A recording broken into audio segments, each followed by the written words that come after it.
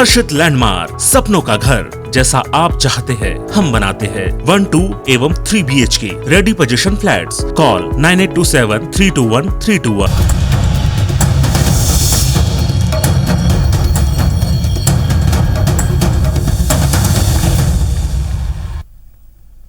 नमस्कार, आप देख रहे हैं IBC 24। मैं हूं आप सभी के साथ रचना नितेश और खबरों में अब छत्तीसगढ़ की बारी। लेकिन उसके पहले आपको एक अहम खबर बता दें। संयुक्त राष्ट्र महासभा में आज प्रधानमंत्री नरेंद्र मोदी ने पाकिस्तान और चीन को आड़े हाथ लिया। उन्होंने चाणक्य का जिक्र करते हुए कहा कि सदियों पहले चाणक्य ने कहा था कि जब सही समय पर सही काम नहीं किया जाता तो समय ही उस काम की सफलता को नाकाम कर देता है। इसलिए संयुक्त राष्ट्र को खुद में सुधार करना होगा। वहीं कई सवाल खड़े हो रहे हैं। इन सवालों को कोविड, आतंकवाद और अफगान संकट ने और गहरा कर दिया है। प्रधानमंत्री नरेंद्र मोदी ने नाम लिए बिना पाकिस्तान पर निशाना भी साधा। उन्होंने कहा कि आतंकवाद को टूल की तरह इस्तेमाल करने वाले देशों पर ये भारी पड़ सकता है। हमें सतर्क रहना होगा कि अफगानिस्तान का इस्तेमाल कोई भी देश अपने हितों के लिए ना कर सके। वहां की महिलाओं और बच्चों को संभालना है, हमें अपना दायित्व निभाना होगा। मध्य प्रशांत में ओपन ट्रेड की वकालत करते हुए मोदी ने कहा कि हमारे समंदर हमारी साझी विरासत है, इन्हें विस्तार और ताकत के जोर से कब्जा करने से बचाना होगा। दुनिया को एक सुर में आवाज उठानी होगी। वहीं सुरक्षा परिषद में भारत की अध्यक्षता के दौर में भारत की पहल इस बारे में इशारा करती है। रिग्रेसिव थिंकिंग के साथ जो देश आतंकवाद का पॉलिटिकल टूल के रूप में इस्तेमाल कर रहे हैं, उन्हें ये समझना होगा कि आतंकवाद उनके लिए भी उतना ही बड़ा खतरा है। ये सुनिश्चित किया जाना बहुत जरूरी है कि अफगानिस्तान की धरती का इस्तेमाल आतंकवाद फैलाने और आतंकी हमलों के लिए न हो। हमें इस बात के लिए भी सतर्क रहना होगा कि वहां की नाजुक स्थितियों का कोई देश अपने स्वार्थ के लिए एक टूल की तरह इस्तेमाल करने की कोशिश न करें। और अब रुक करेंगे छत्तीसगढ़ की अहम खबरों का। रायपुर में आयोजित फार्मासिस्ट कॉन्फ्रेंस के कार्यक्रम को मुख्यमंत्री भूपेश बघेल आज संबोधित कर रहे थे और तभी दर्शकों के बीच से अचानक भूपेश बघेल जिंदाबाद के नारे लगने लगे।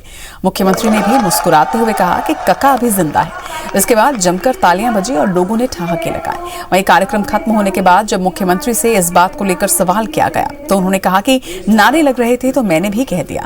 वहीं कार्यक्रम में मुख्यमंत्री भूपेश बघेल के साथ स्वास्थ्य मंत्री टीएस सिंहदेव भी मौजूद थे। आपको बता दें कि मुख्यमंत्री भूपेश बघेल लोगों के बीच कका के नाम से भी काफी लोकप्रिय हैं।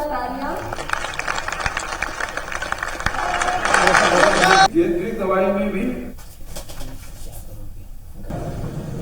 तो वनौषधि से जुड़े हुए जो उद्योग लगाना चाहते हैं आप उद्योग लगाएं। आपको जो सहयोग चाहिए हम पूरा देंगे और आपको कहना चाहता हूं भूपेश के टॉप जिंदाबाद।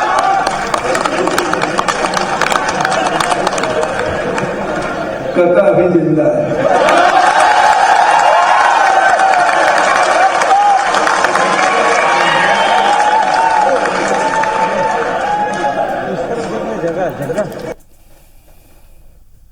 मुख्यमंत्री भूपेश बघेल ने कहा है कि कोरोना काल के दौरान जब संक्रमण मामले में छत्तीसगढ़ देश के दूसरे नंबर पर पहुंच गया था तो हर वर्ग के साथ समाज सेवा में फार्मासिस्ट सबसे आगे थे, जिन्होंने लोगों को ऑक्सीजन की जांच से लेकर दवाओं को लेकर जागरूक किया।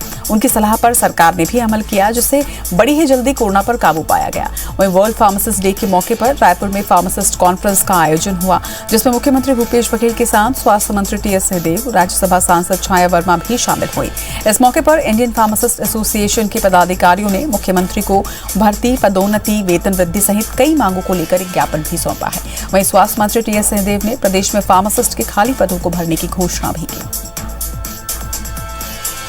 जितने भी फार्मेसी में काम करने वाले लोग हैं, जो कोरोना काल में जो सेवाएं दी है वो अद्वितीय है।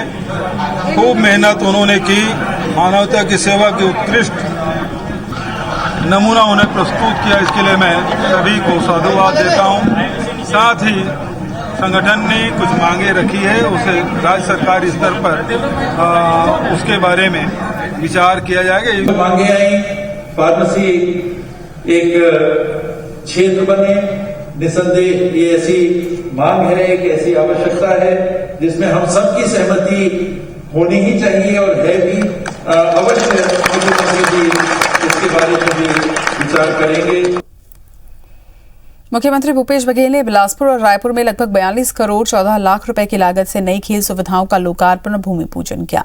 इनमें मुख्य रूप से फुटबॉल, कबड्डी, तीरंदाजी और एथलेटिक्स की अकादमी, 2 खेल छात्रावास, 1 तीरंदाजी प्रशिक्षण उप केंद्र और एथलेटिक्स के लिए सिंथेटिक ट्रैक एंड फील्ड शामिल हैं। वहीं मुख्यमंत्री भूपेश बघेल का कहना है कि छत्तीसगढ़ में खेल सुविधाओं को आगे बढ़ाने के लिए राज्य सरकार पैसों की कोई कमी नहीं होने देगी। उन्होंने ये भी कहा कि छत्तीसगढ़ खेल विकास प्राधिकरण का गठन किया गया है, जिसमें जल्दी ही खिलाड़ियों की नियुक्ति भी की जाएगी। वहीं उन्होंने ये भी कहा कि राज्य में राजीव गांधी युवा मितान क्लब योजना शुरू हुई है। राज्य में 13,269 राजीव गांधी युवा मितान क्लब गठित किए जा रहे हैं। छत्तीसगढ़ ओलंपिक संघ के महासचिव गुरुचरण सिंह होरा ने इन सौगातों के लिए खेल संघ की ओर से मुख्यमंत्री भूपेश बघेल का आभार व्यक्त करते हुए कहा कि इससे राज्य में खेल को निश्चित तौर पर बढ़ावा मिलेगा।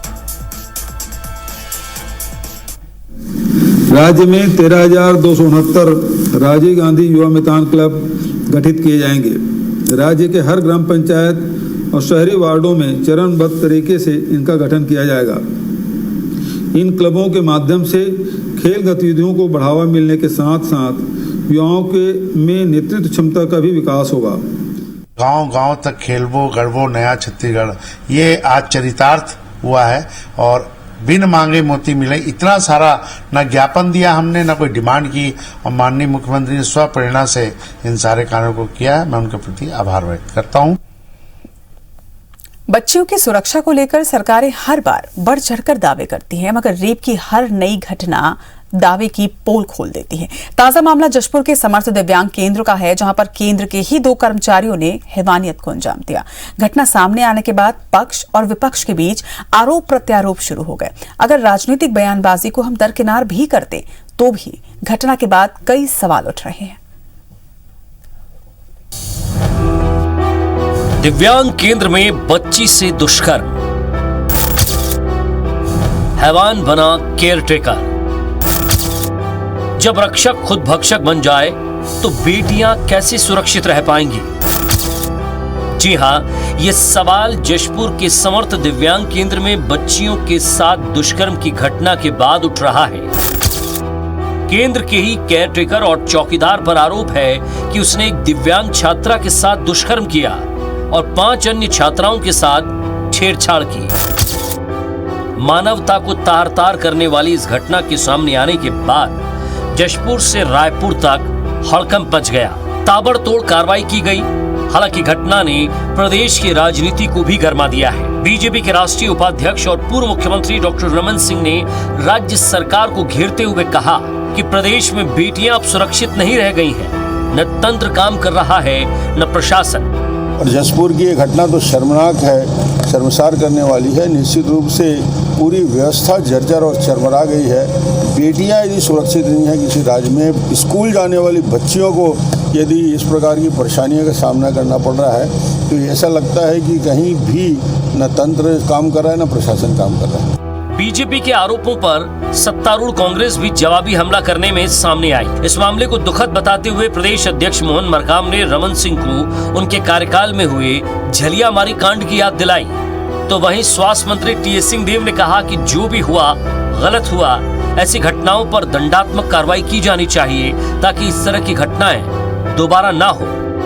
डॉक्टर रमन सिंह जी को भी अपने कार्यकाल को देखना चाहिए, चाहे झल्लेमारी कांड हो, चाहे पोड़वा कांड हो। कई ऐसे कांड हुए हैं जो अपने कार्यकाल को याद करना चाहिए। डॉक्टर रमन सिंह, ऐसी घटना निंदनीय है, हम इसकी निंदा करते हैं। अगर एक भी ऐसी घटना होती है तो किसी भी शासन के लिए ये अफसोस की बात है और उस शासन के लिए और सजग होकर व्यवस्थाएं बनाने की बात है और ऐसे दंडात्मक कार्रवाई करने की आवश्यकता है जिसमें ऐसी सोच किसी के मन में भी ना आए। छत्तीसगढ़ में दिव्यांग बच्चियों के साथ अनाचार का ये पहला मामला नहीं है, लेकिन बढ़ते अपराध को लेकर पहले से मोर्चा खोल चुकी बीजेपी के हाथ सरकार को घेरने के लिए एक नया हथियार मिल गया है।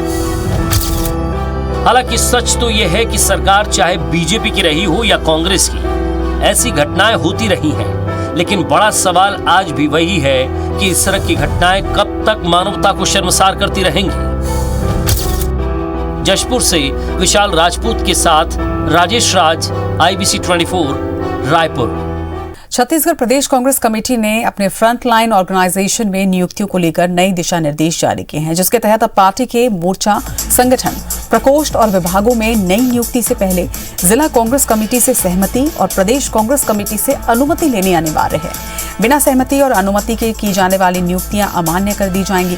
वहीं इस संबंध में प्रदेश कांग्रेस कमेटी के प्रभारी महामंत्री चंद्रशेखर शुक्ला ने सभी मोर्चा, संगठन, विभाग और प्रकोष्ठ के प्रदेश अध्यक्षों को पत्र लिखा है। आपको बता दें कि पिछले कुछ महीनों से प्रदेश कांग्रेस कमेटी को अपने कुछ सहयोगी संगठनों में नई नियुक्तियां होने की खबर मिल रही थी, जिसकी जानकारी जिला कांग्रेस कमेटी और प्रदेश कांग्रेस कमेटी को नहीं थी। इसी वजह से ये आदेश जारी किया गया।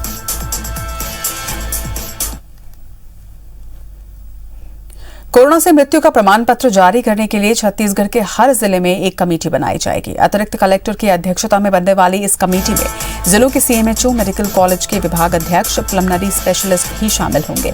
ये ICMR की ओर से जारी गाइडलाइन के आधार पर मामले का परीक्षण करेंगे और सर्टिफिकेट जारी करेंगे। स्वास्थ्य विभाग की ओर से जारी किए गए आदेश में इस कमेटी को कोविड-19 मृत्यु विनिश्चयन समिति नाम दिया गया है। आपको बता दें कि एक दिन पहले ही छत्तीसगढ़ के राजस्व एवं आपदा प्रबंधन विभाग ने कोरोना से मृतकों के परिजनों को अनुदान के रूप में 50-50 हजार रुपए देने का आदेश जारी किया था। वहीं स्वास्थ्य विभाग ने जो कमेटी बनाई है, उसमें मृतक के परिजन यहाँ कोरोना से मृत्यु का प्रमाण पत्र हासिल करने के लिए आवेदन कर सकेंगे।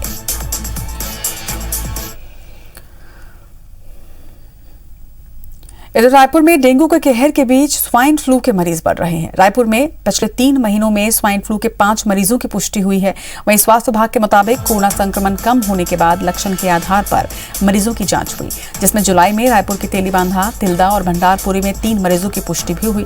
वहीं तिल्दा में मिले मरीजों के इलाज के दौरान मौत हो गई। वहीं स्वास्थ्य विभाग ने स्क्रीनिंग तेज की है, लेकिन अगस्त महीने में एक बार फिर से एक मरीज की पहचान की गई। सितंबर महीने में तिल्दा के एक और मरीज की पहचान स्वाइन फ्लू के रूप में हुई है।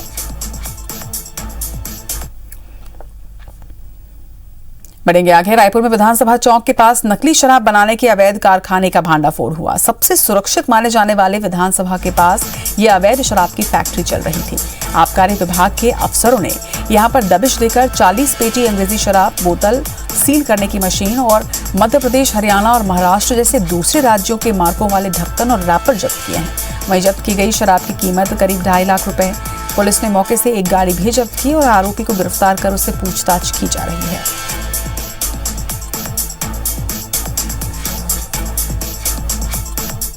और इस वक्त सीधे रुक करेंगे दुर्ग का, जहां से बड़ी खबर सामने आ रही है। रेलवे स्टेशन पर एक बड़ा हादसा टला है। स्टेशन के आउटर में 3 बोगी डिरेल हुई है, वहीं एक बोगी पलटी भी है। नागपुर से बिलासपुर की ओर ये मालगाड़ी जा रही थी। बता दें कि पुलिंग पॉइंट के पास 7 नंबर डाउन में ये पूरा हादसा हुआ है। तस्वीरें भी आपको दिखा रहे हैं। एक बड़ी खबर दुर्ग से इस वक्त की। रेलवे स्टेशन के पास एक बड़ा हादसा टला है। स्टेशन के आउटर में 3 बोगियां पटरी से नीचे उतरी हैं, वहीं एक बोगी पलटी भी है। इस पूरी दुर्घटना में नागपुर से बिलासपुर की ओर ये मालगाड़ी जा रही थी, जिसमें से 3 बोगियां डिरेल हुई हैं। बता दें कि पुलिंग पॉइंट के पास 7 नंबर डाउन में ये पूरा हादसा हुआ। इस वक्त वहां पर क्या स्थिति है, इस तमाम जानकारी के साथ हमारे सहयोगी आकाश राव हमारे साथ जुड़ रहे हैं। आकाश, इस वक्त वहां पर क्या स्थिति है, इसके साथ ही डिरेल की क्या वजह सामने आ रही है? बिल्कुल, जिस तरीके से हादसा हुआ है, नागपुर से जो है बिलासपुर की ओर जो खाली मालवाहक जो ट्रेन है वो गुजर रही थी रेलवे स्टेशन दुर्ग से। ट्रेन जो है वो जैसे ही प्लेटफॉर्म से कुछ दूर आगे बढ़ी, जो इंजन से 11 नंबर, 12 नंबर और 13 नंबर का जो बोगी है वो अचानक डिरेल हो गया और उसमें से एक बोगी जो है वो पलट गई। कुल 3 बोगी जो है वो डिरेल हुई थी, जिसमें से एक बोगी पलट गई। बोगी पलटने से पहले जो OHE का तार जो ऊपर से जो गुजरता है, उस तार से भी जो है वो टकरा गया, जिससे OHE का तार भी इसमें डैमेज हुआ है। वहीं जो डिरेल होने का अभी तक पूरी पुख्ता जानकारी नहीं मिल पाई, आखिर किन कारणों से वो जो है वो ट्रेन जो है डिरेल हुई है। हालांकि बचाव कर्मी जो है वो पहुंच चुके हैं, रेलवे का बचाव दल मौजूद है और पूरे जो गाड़ियां जो पलटी हुई है, बोगी जो पलटी हुई है, उसको स्थान पर लाने का प्रयास कर रहे हैं। पूरी तरह से पुख्ता इंतजाम किए गए हैं। बिलासपुर से जो है वो क्रेन मंगाई गई है, जो पलटी हुई जो बोगी है उसको उठाने के लिए। इस तरीके से पूरा जो अमला है वो बचाव कार्य में लगा हुआ है। चलिए, इस खबर पर आप लगातार आपसे अपडेट लेंगे। फिलहाल तमाम जानकारी के लिए आपका बहुत बहुत शुक्रिया आकाश।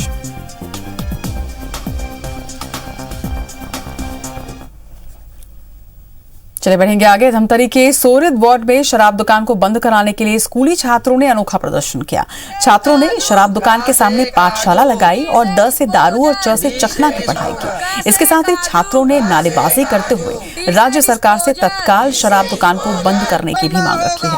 आपको बता दें कि सोरिद वार्ड में खुली शराब दुकान को वहां से हटाने के लिए वार्ड के लोग पिछले 25 दिनों से अलग अलग तरीकों से प्रदर्शन कर रहे हैं। वार्ड वासियों का ये कहना है कि शराब दुकान खुलने से सबसे ज्यादा प्रभावित बच्चे और महिलाएं हो रही हैं। उनका कहना है कि जब तक शराब दुकान नहीं हटाई जाएगी आंदोलन जारी रहेगा।